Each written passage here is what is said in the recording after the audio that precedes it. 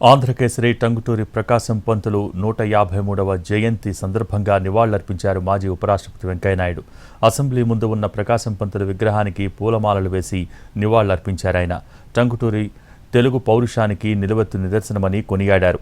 యువత టంగుటూరి జీవితాన్ని ఆదర్శంగా తీసుకోవాలని కోరారు.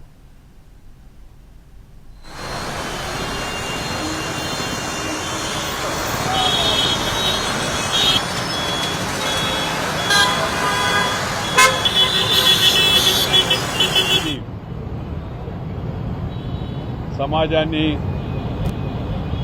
ముందుకు తీసుకెళ్లడంలో అందరూ కూడా కలిసి నడవాల్సిన అవసరం ఎంతో కూడా ఉంది. ముఖ్యంగా ఆ ధైర్య సాహసాలు అలవర్చుకోవడం నేటి తరం నాయకులకు చాలా అవసరం. చైతన్యం కలిగి సమాజాన్ని ముందుకు తీసుకెళ్లడంలో అందరూ కూడా కలిసి నడవాల్సిన అవసరం ఎంతో కూడా ఉంది.